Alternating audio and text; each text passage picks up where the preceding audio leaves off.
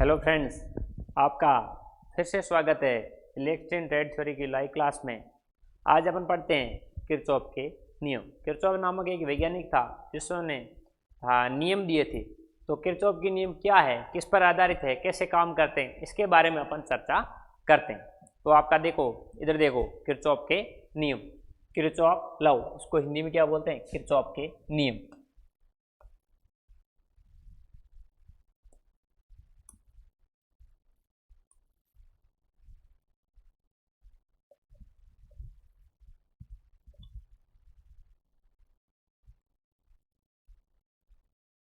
Kirchhoff के नियम।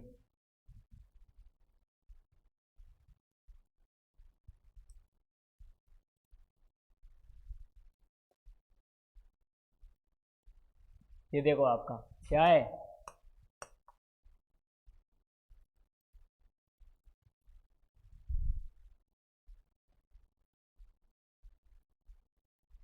Kirchhoff के नियम। इधर देखो,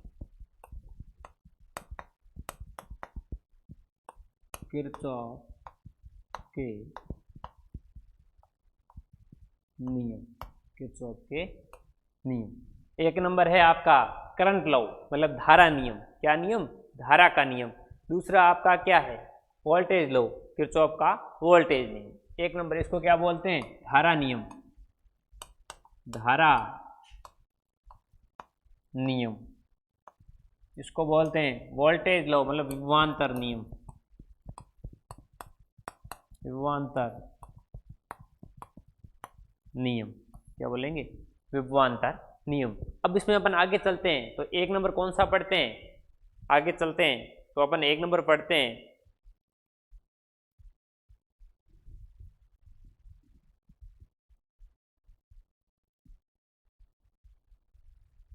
वो ये दोनों नियम लिख लिए। एक नंबर अपन पढ़ते हैं धारा का नियम। कौन सा नियम पढ़ते हैं? धारा नियम। कौन सा नियम पढ़ते हैं? धारा नियम। तो अपन लिखते हैं, अब जैसे इसके किरचॉफ के नियम, धारा नियम पढ़ने से पहले अपन सीधा लिख लेते हैं कि इसमें क्या क्या होता है, कैसे काम करते हैं। तो किरचॉफ के नियम होते हैं जो बंद परिपथ में लागू होते हैं। किरचॉफ के जो नियम होते हैं वो कैसे होते हैं? किरचॉफ के नियम है जो बंद परिपथ में लागू होते हैं। किरचॉफ के नियम एसी तथा डीसी दोनों प्रकार के परिपथ में लगाए जाते हैं। किरचॉफ का नियम है जो एसी हो चाहे परिपथ चाहे डीसी हो, दोनों प्रकार के परिपथ में लगाए जाते हैं। किरचॉफ के नियम रेखीय तथा अरेखीय परिपथ में लगाए जाते हैं। किरचॉफ के नियम सक्रिय तथा निष्क्रिय दोनों प्रकार के, सक्रिय तथा निष्क्रिय दोनों प्रकार के एलिमेंट या तत्वों पर लगाए जाते हैं। किरचॉफ नामक दोनों प्रकार तत्वों पर लागू होते हैं। इसके बाद किरचॉफ नामक वैज्ञानिक ने धारा व वोल्टता पर आधारित दो नियमों का प्रतिपादन किया। क्या किया? किरचॉफ नामक एक वैज्ञानिक था जिसने धारा व वोल्टता पर आधारित दो नियमों का प्रतिपादन किया, जिन्हें किरचॉफ का धारा नियम तथा किरचॉफ का वोल्टता नियम कहा जाता है। क्या कहा जाता है? किरचॉफ का धारा नियम या किरचॉफ का वोल्टता नियम कहा जाता है। एक तो किरचॉफ का धारा नियम और दूसरा किरचॉफ का वोल्टता नियम। ठीक है, क्या कहा जाता है? वोल्टता नियम। तो इसमें आप लिख लो, किरचॉफ के नियम बंद परिपथ में लागू होते हैं। इसमें 3-4 पॉइंट मैं लिख देता हूं आपको। किरचॉफ के नियम, किरचॉफ के नियम बंद परिपथ में लागू होते हैं। किरचॉफ के नियम बंद परिपथ में लागू होते हैं। किरचॉफ के नियम बंद परिपथ में लागू होते हैं। दूसरा, किरचॉफ के नियम, दूसरा किरचॉफ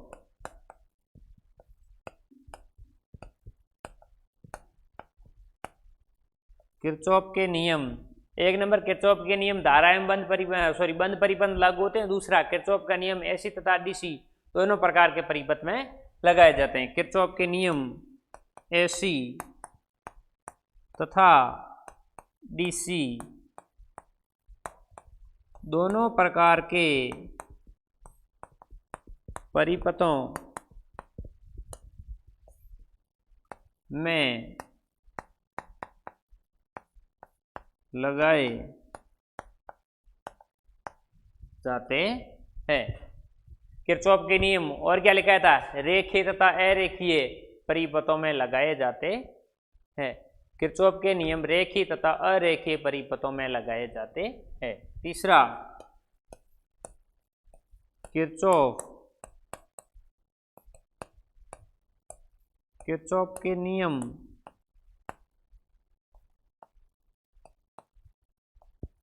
रेखीय तथा अरेखीय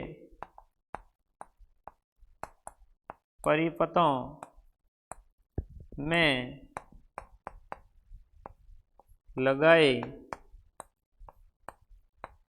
जाते हैं। इसके बाद आगे चलते हैं, किरचॉफ का नियम और क्या करता है। किरचॉफ का नियम, किरचॉफ का नियम एक्टिव तथा पैसिव दोनों प्रकार के एलिमेंटों पर लागू होता है। किरचॉफ का नियम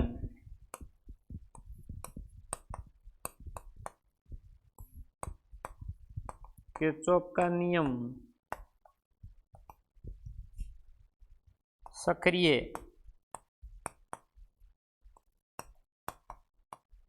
तथा निष्क्रिय दोनों प्रकार के एलिमेंटों पर लागू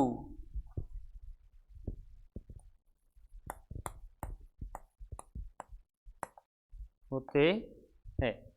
ठीक है, इसी प्रकार ये थे किरचॉफ के नियम से कुछ बिंदु।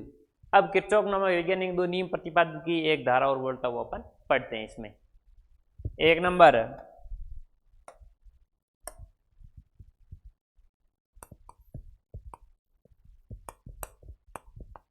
धारा का नियम।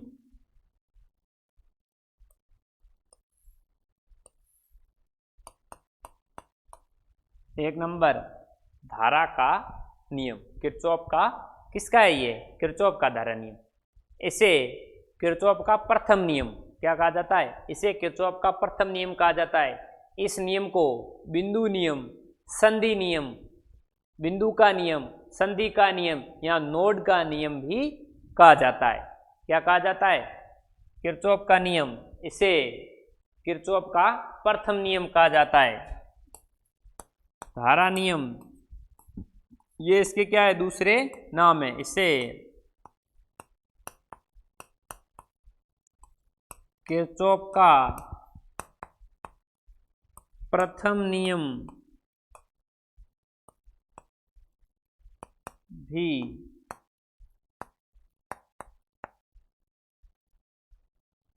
किरचॉफ का प्रथम नियम भी कहा जाता है। इसे किरचॉफ का प्रथम नियम भी कहा जाता है। इस नियम को बिंदु का नियम, संधि का नियम या नोड का नियम भी कहा जाता है। इसके दूसरे नाम क्या है,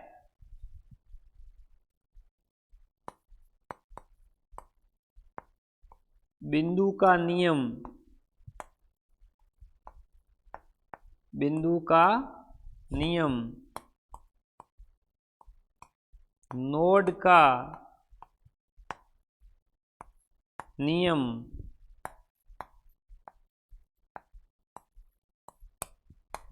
संधि का नियम। बिंदु का नियम, नोड का नियम, संधि का नियम, ये किसके नाम है, ये उपनाम है धारा नियम का। क्वेश्चन आपके आ गया कि किरचॉफ का प्रथम नियम है, क्या आ गया, किरचॉफ का प्रथम नियम है। धारा नियम नाम नहीं दे के लिख दिया, नोड का नियम, संधि नियम, बिंदु नियम, तो आप क्या बताओगे इसमें, ये है धारा नियम कहो या प्रथम नियम कहो या नोड का नियम कहो या संधि का नियम कहो या बिंदु नियम कहो, सभी इसके क्या है, उपनाम है। एक ही व्यक्ति के जैसे उपनाम कैसे होते हैं, वैसे इसी प्रकार ये इसके क्या है, उपनाम है। क्या है, उपनाम है। इसमें अपन जैसे आगे चलते हैं तो किरचॉफ का धारा नियम परिपथ के किरचॉफ का धारा नियम परिपथ के नोड पर लागू होता है। किरचॉफ का धारा नियम कहाँ लागू होता है? परिपथ के नोड पर। तो नोड क्या होता है ये भी अपन देखते हैं आगे। किरचॉफ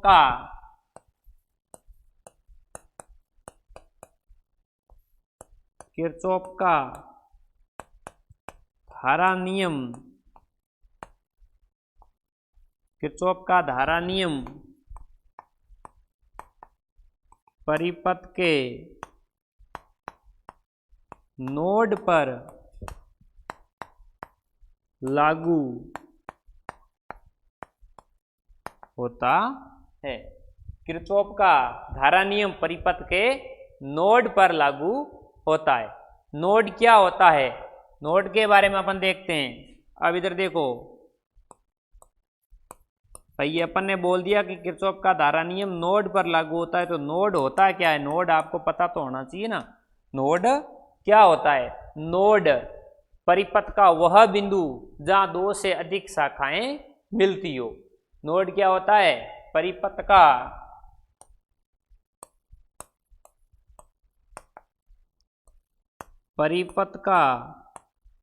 वह बिंदु जहां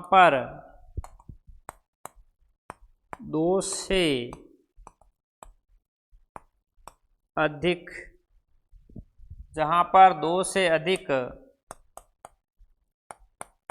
शाखाएं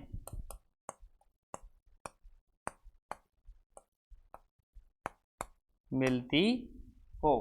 परिपथ का वह बिंदु जहां पर दो से अधिक शाखाएं मिलती हो क्या कहलाता है? नोड कहलाता है। क्या कहलाता है? नोड। मतलब कैसे समझोगे आप? जैसे ये कोई बिंदु है, इस पर यहां से कोई शाखा मिल रही है, यहां से कोई शाखा मिल रही है, यहां से कोई मिल रही है। इस बिंदु पर दो से अधिक नहीं होगी, दो से अधिक होनी चाहिए। क्या होनी चाहिए? दो से अधिक। तो ये बिंदु क्या कहलाएगा?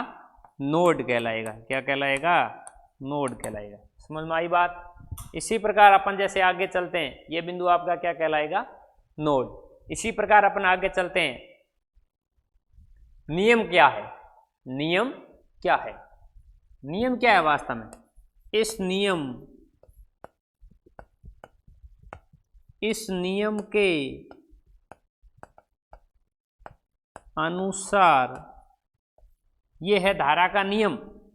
इस नियम के अनुसार किसी नोड पर आने वाली धारा, इस नियम के अनुसार नोड पर आने वाली धारा तथा जाने वाली धारा इस नियम के अनुसार नोड पर आने वाली धारा तथा जाने वाली धारा का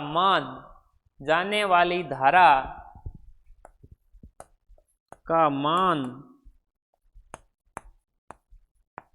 समान होता है। मतलब कैसे? अर्थात धाराओं का बीजगणितीय योग शून्य होता है। इसको कैसे समझोगे? अर्थात धाराओं का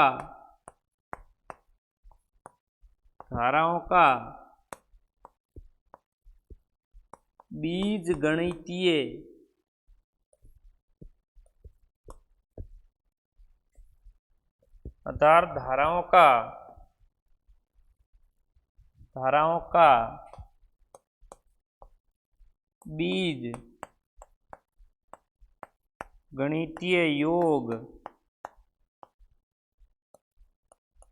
बीज गणितीय योग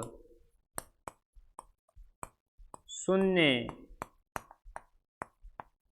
होता है। अर्थात धाराओं का बीज गणितीय योग है जो शून्य होता है, ये नियम। ठीक है। इस नियम के अनुसार जैसे मैं आपको बताता हूं, ये जैसे अपना नोड पॉइंट है, क्या है? Node point. यहाँ से अपन क्या कर रहे हैं, धारा, ये प्रतिरोध R1,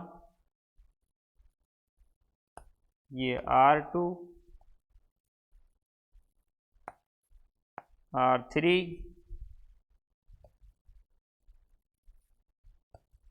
R4, ये जैसे ले लिया R5। तो इसमें धारा I1, I2, I3, I4, I5। इसमें धारा इस बिंदु की तरफ आ रही है, इसमें भी धारा इस बिंदु की तरफ आ रही है। इन तीनों में धारा नोड बिंदु से बाहर की ओर जा रही है और इसमें भी बाहर की ओर जा रही है। तो इनका बीजगणितीय योग शून्य कैसे, जैसे किन दोनों की धारा अंदर की ओर आ रही है, ये इसकी भी अंदर आ रही है, इसकी अंदर आ रही है, इसकी भी अंदर आ रही है और इसकी भी अंदर आ रही है। तो अंदर आने वाली कौन कौन सी हो गई, I1 plus I4 plus I3। ये I1 की धारा का तीर का है, नोड बिंदु की ओर है, I4 का भी नोड बिंदु की ओर, I3 का भी नोड बिंदु की ओर है। बार किसका है, I5 प्लस I2। ये दोनों क्या होती है, बराबर होती है। इन दोनों का, इन तीनों का जोड़ और इन दोनों का जोड़ जो मान आएगा वो क्या आएगा, बराबर। इसको आगे अपन सरल करते हैं, तो I1 plus I4 plus I3 minus I5 minus I2 बराबर हो जाएगा 0। ये इसका बन जाएगा फॉर्मूला, बीजगणितीय योग शून्य होता है। समझ में आई बात। इसको आप 1 मिनट उतार लो, स्क्रीनशॉट लेना चाहते हो स्क्रीनशॉट ले लो। फिर एक आप, मैं इसको क्वेश्चन करवा देता हूँ आपको, इसके बारे में कैसे होगा, ठीक है। इसमें आगे लिख लें थोड़ा बहुत, तो सिग्मा I बराबर 0, टोटल धारा का मान क्या हो गया, 0 हो गया। क्या हो गया, 0। अब इसमें एक क्वेश्चन मैं लिख देता हूँ, आपको क्वेश्चन करवा देता हूँ। एक दिए गए परिपथ में, ये आप उतार लिया होगा,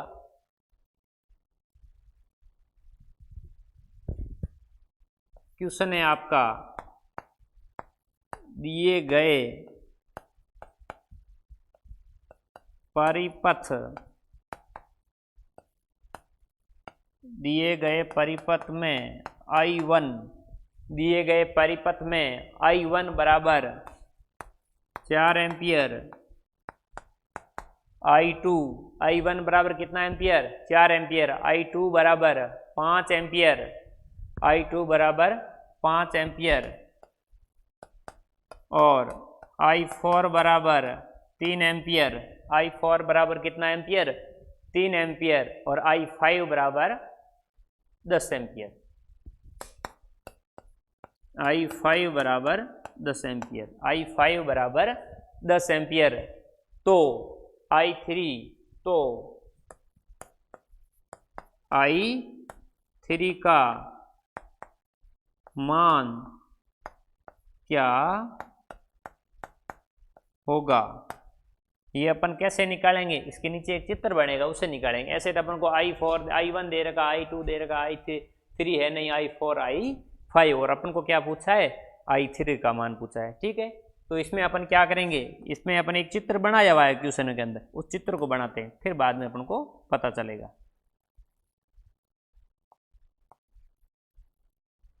फिर अपन को क्या होगा, पता चलेगा भाई क्या होगा।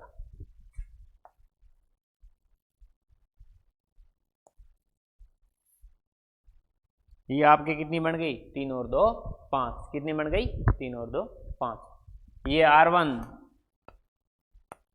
R2, R3, R4, R5, I1, I2, I3, I4 और I5। अब क्या है, ये जैसे तीनों धाराएं, ये तीनों कहाँ आ रही है, अंदर आ रही है, तीनों कहाँ आ रही है, अंदर हो रही है, तीनों कहाँ जा रही है, बाहर जा, इसमें उल्टा कर दिया, ये कहाँ जा रही है, बाहर, ये भी बाहर जा रही है, इसको आगे बना देते हो, ये बाहर, ये जा बाहर, ये तीनों कहाँ आ रही है, अंदर आ रही है। क्या हो रहा है, तीनों अंदर आ रही है। फिर आप अपन इसको कैसे करेंगे, 2 क्या हो रही है, बाहर जा रही है, और 3 क्या आ रही है, अंदर आ रही है। फिर अपन कैसे करेंगे, I1 plus I2 plus I3, इन तीनों को क्या करेंगे अपन, जोड़ेंगे। क्या करेंगे, जोड़ेंगे। बराबर में क्या लिखेंगे, I4 और I5। क्वेश्चन को सॉल्व कैसे करेंगे अपन, ये जैसे ये चित्र बना दिया, यहाँ अपन ने लगा दिया आंसर। क्या लगा दिया, आंसर। तो अपन क्या करेंगे, I1 plus I2 plus I3 बराबर I4 प्लस I5, ये होगा। अब देखो I1 का मान आपको कितना दे रखा है, 4 दे रखा है, I2 का कितना दे रखा है, 5 दे रखा है, प्लस I3 याद करना है, यहाँ कितना दे रखा है, 3 दे रखा है, और प्लस 10 दे रखा है, यहाँ 9 प्लस I3 बराबर 13। अब I3 याद करना है, तो I3 के साथ जो संख्या उसको बराबर में पक्षांतरण कर दो। क्या आ गया, 9, I3 बराबर 4, 9 4 13। आई बात समझ में। ये ऐसे क्वेश्चन आपके होंगे, किससे संबंधित, वोल्टता से, सॉरी धारा से संबंधित। किस नियम में होंगे ये, धारा नियम में। ठीक है, इसी प्रकार जैसे आप आगे चलते हो तो एक मैं चित्र बनाता हूं, चित्र के अनुसार ये करवाएंगे। दूसरा क्वेश्चन आपके होगा चित्र के अनुसार। क्वेश्चन नंबर 2 कैसे होगा, चित्र के अनुसार आपका दूसरा क्वेश्चन होगा। उसमें क्या है, 3 चित्र है। क्या है, 3। ये जैसे आपका आ गया, यहां लिख देते हैं नोड बिंदु। क्या आ गया, नोड बिंदु। ठीक है, ये एक बना दिया अपन ने। क्या बना दिया, एक। फिर अपन क्या बना देते हैं, यहां से और एक बनाते हैं यहां पर।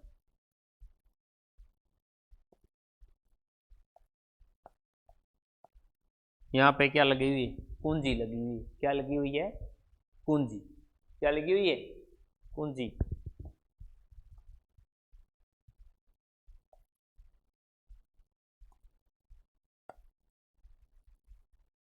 यहां लगा दी।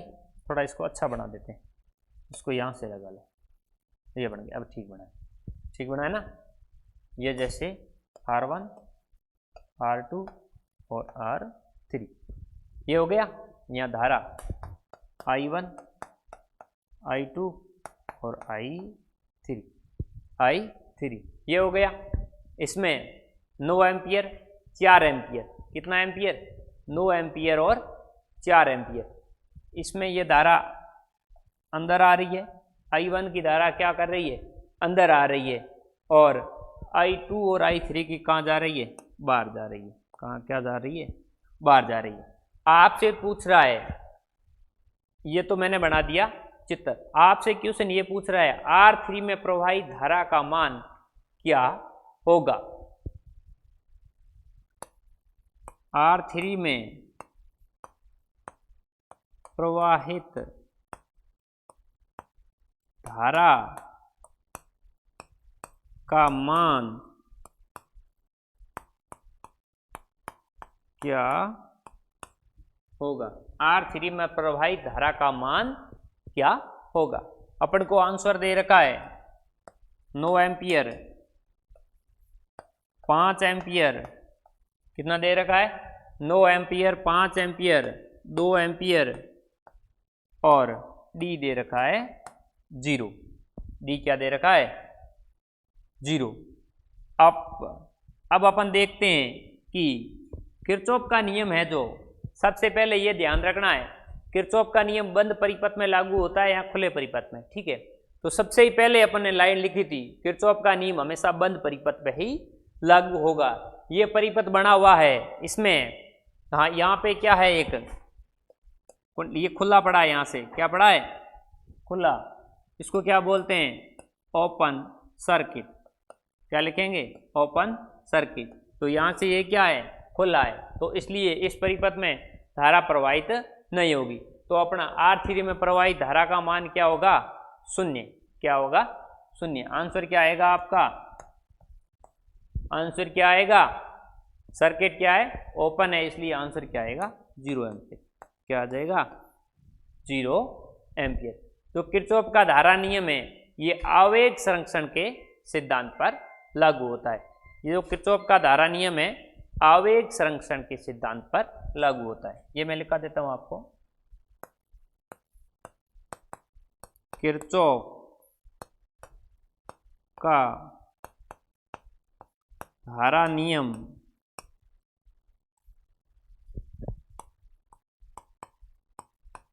आवेग